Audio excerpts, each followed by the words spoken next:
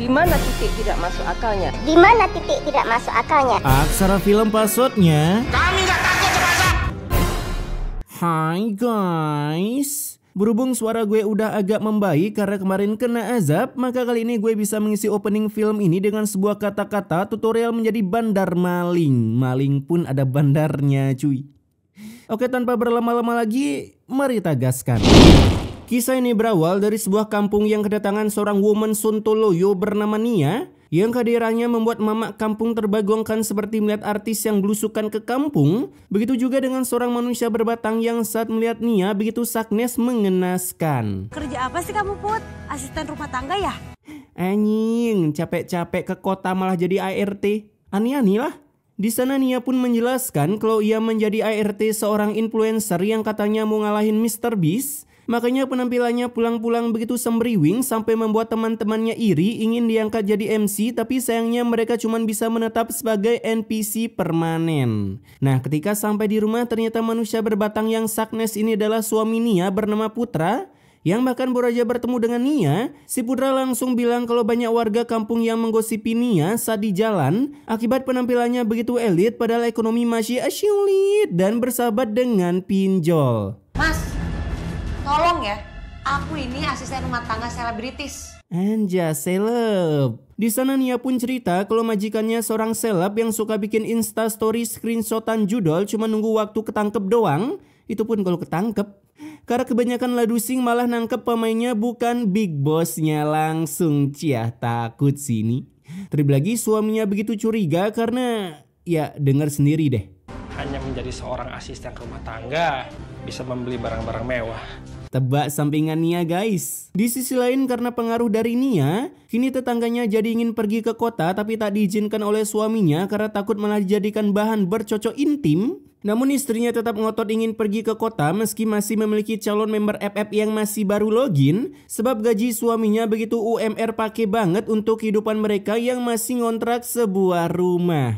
Penghasilan Mas itu nggak pernah cukup untuk memenuhi kebutuhan rumah tangga kita. Ya makanya lu usaha Sat. Masih banyak usaha yang bisa dilakuin di kampung. Contohnya ya ngemaling. Malam harinya Nia pun melihat temannya yang tak diizinkan pergi ke kota untuk menjadi ani-ani seperti Nia. Ia panggil aja mbak ini Dewi. Namun Nia bukannya memberi nasihat, yang ada malah menyemangatinya. Udah Wi, terima aja lah kamu jadi istri tukang sayur. Menyemangatinya untuk menerima kehidupan yang begitu mengkisminkan ini dengan gaji suaminya yang begitu sedikit. Bawa Dewi ke kota buat dijadiin pembantu. Dan dia nanti jadi anak buahku. Lah, bentar. Ini pembantu punya pembantu. Gimana ceritanya anjing? Mendengar keluh kesah temannya, besoknya sini langsung menyebar brosur di rumahnya. Orang nyebar brosur mah di jalan mbak, bukan depan rumah. Yang dimana isi brosurnya pembukaan loker ART bagi wanita minimal usia 18 tahun dan handal dalam menyikat daki-daki seisi rumah. Bahkan bisnis baru Nia ini mendapatkan dukungan penuh dari suaminya. Nah, di hari itu juga Nia mulai menyebar brosurnya ke para mama yang pengangguran kelas permanen sampai para NPC yang menjauh mulai mendekat dan merapat. Lumayan ya buat kerja nih. Eits, khusus wanita bang. Hanya karena di dalam brosur tersebut menawarkan gaji yang begitu di atas UMR. Bahkan kata Nia bisa cukup untuk ajab-ajab di Jaksel selama sebulan penuh. Beginilah guys, terlihat sukses dulu terus ujung-ujungnya buka kelas. Hari demi hari, Nia terus membagikan brosurnya. Begitu juga dengan sang suami yang sampai menggelar tenda untuk acara presentasi istrinya. Karena setelah mengumpulkan massa, Nia langsung membimbing mereka. Kalau kalian kerja keras dan tekun, kalian bisa sukses kayak saya. Orang sukses kok jualan kelas. Di sana Nia membuka biaya pendaftaran kelasnya seharga 500.000. Anjas, udah kayak influencer aja.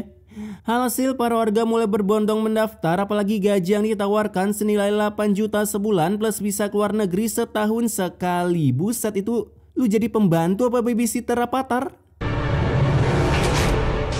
Kamu selamat bergabung ya Dewi. Duh, gimana ya? Aku pakai uang tabungan Mas Adam. Nekat bener demi sebuah iming-iming di luar nalar. Tak berselang lama datanglah suami Dewi ke sana untuk open war, tapi malah diberi ceramah oleh istrinya sendiri yang udah ngiler gaji gede. Aku ingin sukses seperti Mbak Putri. Dan Mas gak bisa ngarang-ngarang aku lagi. Biarin aja bang, biar dijual ke Kamboja baru tahu rasa. Apalagi ketika Dewi pulang, perdebatan mereka masih berlanjut karena Dewi bisa-bisanya ngabisin tabungan anaknya hanya untuk menyiapkan mentalnya ketika kerja di kota seperti simulasi nongki di kafe dan duga malala Satria Maha Kuasa. Sampai membuat sang suami akhirnya pasrah dengan kegoblogan istrinya. Mas mengizinkan aku untuk kerja di kota dan hidup sukses seperti Putri.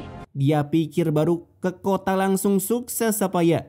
Sedang kali nikah pemikiran NPC? Keesokan harinya Nia mulai membagikan list di mana mereka akan ditugaskan menyikat kuman-kuman dan noda membandel yang katanya majikan mereka semua bos besar karena kecipratan korupsi 300 triliun. Anjas. Dimulai dari si Dewi yang disuruh tanda tangan formulir meskipun awalnya si Dewi ini banyak tanya, tapi ketika dimingi-mingi akan dikasih tiket konser nonton Bruno Mars, si Dewi pun jadi nambah gobloknya. Pokoknya kamu tinggal tanda tangan aja. Ya Bu, iya. Aku tanda tangan ya Bu. Itu dia gebleknya, asal udah diiming-imingi seketika kagak ada otak cuy. Setelah tanda tangan, akhirnya Dewi dideliperikan ke kota di malam harinya oleh Nia. Dimana ketika masuk ke dalam, Dewi diberi peraturan untuk menjaga sisi rumah dari maling, apalagi begal. Kebetulan mereka tinggal bagian kota yang rawan malingnya. Dan baru aja masuk ke dalam kamar, Dewi pun menerima telepon dari Nia yang menyuruhnya mengintai seluruh barang-barang yang ada di rumah majikannya. Namun Dewi yang merupakan woman on, ya tentunya nurut-nurut aja tanpa merasakan hal yang janggal dari Nia. Ya Mbak, baik. Itu dia onnya, kagak tahu aja lagi dimanfaatin buat memperkaya diri sendiri. Keesokan harinya Dewi pun mulai bekerja dan dipuji oleh bosnya. Terlebih lagi kebetulan bosnya ada job syuting di luar kota, jadi harus meninggalkan Dewi sendirian di rumah. Namun beroja sejam ditinggal, datanglah Begundal Nia ke sana yang beralasan ingin mengecek pekerjaan Dewi sebagai nilai tambahan. Buset, ini jadi ART apalagi kursus budi pekerti cuy. Di sana Dewi melarang Nia untuk masuk rumahnya karena sesuai pesan majikannya. Tapi setelah Nia mengiming-imingi Dewi lagi berupa tiket nonton konser Blackpink, itu pun kalau mereka comeback, kini Nia pun izinkan masuk dan langsung melakukan gerbek rumah majikan cek. Mulai dari mengreview kasur kamar Dewi dengan mencoba tidur di sana sampai sore. Lah, malah tergoda sama kenyamanan King Koil. Dimana saat sorenya si Nia bangun-bangun udah mendapatkan kunci kamar majikan Dewi, sehingga dengan kesadaran penuh Nia langsung menggerbek isi kamar majikannya yang seorang janda kembang kembung.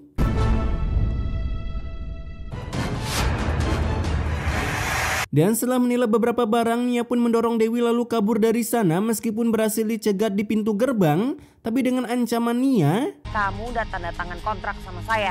Kalau kamu ngelanggar, kamu bayar 100 juta. Mamam, selamat menuju kesuksesan Dewi. Si Dewi pun cuma bisa bagong AFK membiarkan Nia pergi membawa barang majikannya daripada harus denda 100 juta. Lebih baik kena bacotan oleh majikannya yang durasinya cuma beberapa jam. Kehidupan di perkotaan tak seindah itu Perguso. Nah ketika majikannya pulang, Dewi pun udah terkena makian yang begitu ekstrim karena kebetulan majikannya tukang roasting dan gibah yang levelnya mengalahkan percakapan Indra Firmawan. Hingga berujung Dewi pun ingin dibuat resign kerja di rumahnya. Kalau begini caranya, saya pulangkan kamu ke kampung. Baru kerja sehari udah dipecat. Tapi dengan kesempatan terakhir yang dimiliki Dewi, ia pun akhirnya gagal dikit tapi dengan syarat gaji ke-13-nya harus dipotong pajak beserta ketapera-taperanya. Kemudian di rumah sang suami tentunya Bagong mendengar kalau Dewi bukan bisa OTW sukses melainkan bisa OTW sel. Apa Wi? Kamu jadi pencuri 100 juta? Itu dia. Apalagi anak mereka saat ini udah di ujung kewastetan akibat bapaknya udah tak memiliki uang lagi untuk berobat. Sehingga dengan kesalnya bapaknya bernama Dadang ini gas OTW rumah Nia. Kala itu tanpa mengatakan salam dari Nganjuk City, si Dadang langsung ingin baku hantam dengan Nia meski dicegat oleh suaminya. Namun ketika Nia keluar, Dadang langsung memberikan tutur persyaratan 100 juta jika Dewi berani melarang Nia untuk kemaling dan persyaratan itu dibenarkan oleh Nia. Aku gak mau tahu. Balikin Dewi sekarang. Gak bisa lah. Dimana meskipun udah dipaksa dengan berbagai paksaan, Nia tetap tak bisa mengembalikan Dewi karena ia udah tanda tangan kontrak selama 2 tahun. Dan selama 2 tahun itu juga Nia diperbolehkan untuk ngemaling di rumah majikannya. Kontrak macam apa ini anjing? Kan bisa lapor polisi cuy. Nah di dalam rumah Putra langsung memberikan tutur rahayu istrinya meskipun tak mempan karena Nia memang terlahir jadi begundal sejak dari orok. Apalagi pengalamannya jadi ART selama ini cuman kedoknya agar bisa mencuri barang-barang majikannya. Barang-barang mewah. Kalau nggak gara-gara nyuri. Emang gitu cuy, oknum ART tiba-tiba menghilang dari Line E, beberapa barang dibawa kabur. Ketika di kamar, kerja Nia cuma menghitung kekayaannya, namun sang suami tetap menasihatinya tak henti-henti sampai cangkem berbusa. Tapi seketika Nia pun mengeluarkan statement yang begitu goblok. Ya, kalian dengar sendiri aja dah. Tangan aku nih masih ada, kaki aku masih lengkap. Aku bisa pakai buat mencuri. Pedoman hidup macam apa ini? Kelahirannya yang sempurna disalahgunakan. Keesokan harinya Nia pun diserbu oleh para angkatan pendemo 98 yang matanya udah kebal dari gas air mata. Dan di sini kita bisa lihat adegan NPC yang hampir lupa naskah. Anak saya juga balikin. Kamu suruh maling di rumah majikan. Si emak suaranya dari gede mengecil anjing. Kelihatan kali gugup. Namun karena harus ganti 100 juta, para warga langsung menganiaya Nia. Tapi dengan beat turbonya ia bisa kabur dari Battleland of Dawn. Dan di jalan ia pun melihat generasi Alpha yang sedang menghayal memiliki bayi. Sehingga timbullah rasa ingin mencuri anak NPC ini untuk dijadikan sandera oleh Nia. Udah mulai otaknya cuy. Yuk ikut tante. Semudah itukah mencuri anak orang? Di sisi lain, mama yang diculik oleh Nia pun pulang setelah kabur dari majikannya di kota yang begitu saknes. Namun beroja sampai ia udah menerima telepon dari Nia dan bilang kalau anaknya udah disandra di rumah hantu yang membuat emak Lili jadi tak bisa berkutik dan harus bayar denda 100 juta. Udahlah bu, ikhlasin. Tinggal bikin lagi beres. Tak berselang lama datanglah neneknya yang memaksa Nia untuk melepaskan cucunya. Bukannya manggil polisi malah solo war. Bahkan di sana Putra juga datang dengan berusaha membujuk istrinya. Bukannya menempeleng menggunakan bogeman halilintarnya. Nah di tempat Dewi, anaknya ternyata sedang meet and greet dengan leukemia dan harus membayar pengobatan yang spektakuler. Alhasil ketika ingin meminjamkan uang ke Nia, si Nia malah merekomendasikan kesesatan untuk Dewi. Majikan kamu itu kayak raya. Kalau kamu ambil sebagian uangnya, mereka gak bakal sadar. Itu dia, malah ngajak ketemuan di neraka. Setelah ditelepon oleh Dewi, datanglah dua orang ladusing yang ingin menangkap Nia. Sehingga Nia sekarang udah berada di kantor polisi karena rupanya majikan emak Lili yang melaporkannya setelah kehilangan uang 100 juta di dalam kamarnya. Manusia apa yang naruh uang 100 juta di dalam kamar? Lu keluarga bandar ya?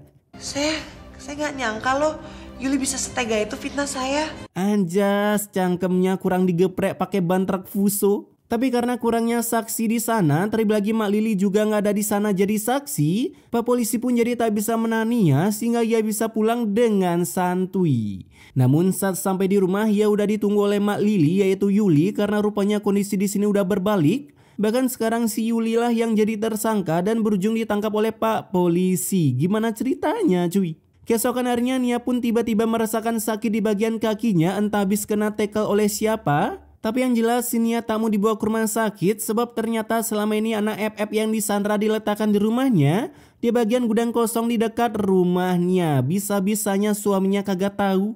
GG gaming sekali tuh kuping. Nah di malam harinya suara minta tolong Lili pun terdengar oleh para NPC yang beroja mupus rank di hotel. Dan setelah menggerebek sebuah gudang akhirnya mereka menemukan Lili dengan bonekanya. Ini serem kali cuy bonekanya. Yang saat dikeluarkan si Lili pun bisa meet and greet dengan neneknya. Kenapa nggak dari kemarin-kemarin minta tolong kids? Keesokan harinya para warga kembali berdemo ke rumah Nia untuk menuntut atas perbuatan kebegundalannya. Sampai-sampai kaki Nia yang lagi sakit terpaksa harus meladeni perbacotan para entitas kosmik di luar rumahnya. Bahkan dalam hati seorang NPC ingin melakukan baku hantam meski ditahan karena takut tak sesuai naskah film. Dimana saat ingin dibawa ke kantor polisi, Nia pun berusaha kabur meski seperti kuda lumping. Bahkan bukannya kabur ke jalan raya, si Nia malah masuk ke dalam hutan mencoba cosplay jejak si gundul meski Nia kagak gundul. Awas aja kamu ya. Kalau aku nemuin kamu, aku bakal habisin kamu Putri. Anjas, jiwa psikotesnya udah muncul. Ketika sembunyi, Nia pun tak sengaja menginjak sebuah ranjau darat.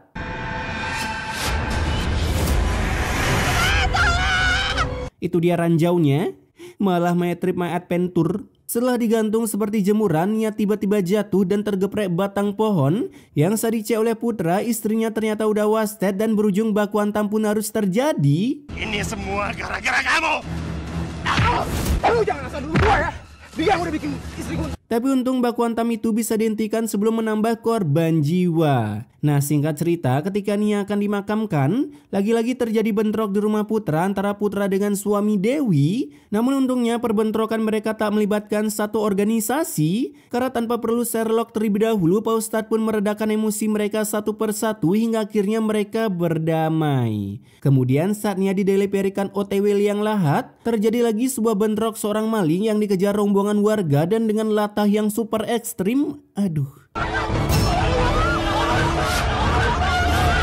Bisa-bisanya buang jenazah ke jurang cuman kesenggol gitu doang anjing.